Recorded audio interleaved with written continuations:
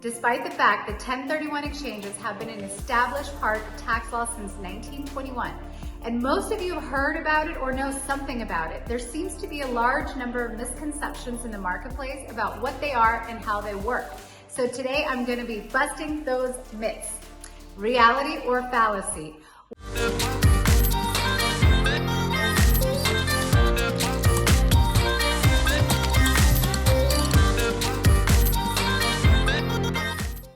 Welcome to Keeping It Real Estate. I'm your host, Milana. Let's get right into it.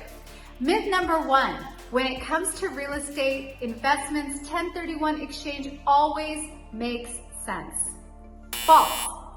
And I'll tell you 4 instances where it doesn't make sense. The first one is, why would you defer taxes if you're in a lower tax bracket now than you think you're going to be in the future? Secondly, if you've got no capital gains on the sale of your investment property, it doesn't make sense to do any 1031 exchange. Number 3, if someone is in the 10 to 12% ordinary income tax bracket, they actually wouldn't need to do a 1031 exchange because in that case, they wouldn't be taxed on capital gains. In fact, their capital gains tax would be 0. And the 4th one, if you want to reinvest into something other than real estate, like stocks, cryptocurrency, any other types of investments, and so you're using the cash for something else, 1031 exchange makes no sense. Myth number 2, 1031 is only for commercial properties. False. Although it does include commercial properties and most commercial property sales extends into 1031 exchanges, most of the 1031 exchange transactions are actually residential rentals, including single-family homes, duplexes, and land used for business. Myth number 3, to do an exchange, the replacement property has to be equal price or higher. False.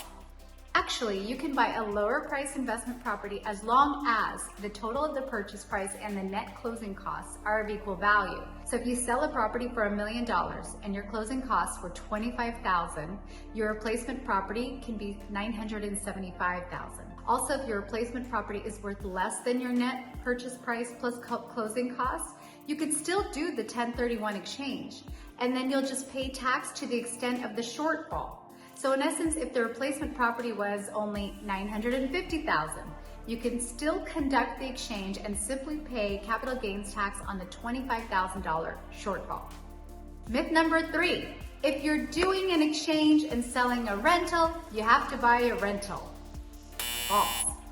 Perhaps the second best feature of a 1031 after the tax deferral is the generous definition of what it means to be like-kind real estate. All real estate is like-kind as long as what it is being sold for is held for investment or productive business use, and what is being purchased will be for investment or productive business use. So the taxpayer can sell a rental property and buy a commercial property. The taxpayer can buy a commercial property and buy multiple bank homes, single-family houses for rentals. The taxpayer can buy land and then buy a building. The combinations are limitless. Myth number 4, you have to sell your investment property before you can buy the replacement property. Think about this one. It's actually false. In fact, you can buy your replacement property first, specifically within 180 days of selling your current investment and still qualify for the 1031 exchange. Except now it's called a reverse exchange. Makes sense, right? Myth number 5, you cannot do a 1031 exchange on your own or even use the escrow company. It requires a qualified intermediary. Absolutely true.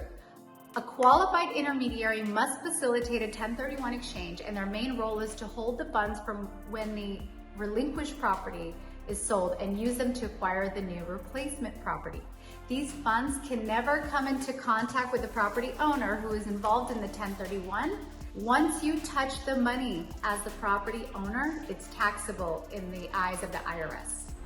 So if you're interested in pursuing real estate investments, let's talk about your current portfolio and what you want to acquire or sell. If you need a recommended qualified intermediary, contact me.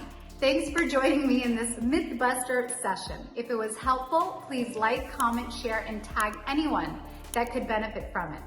I'll see you next week.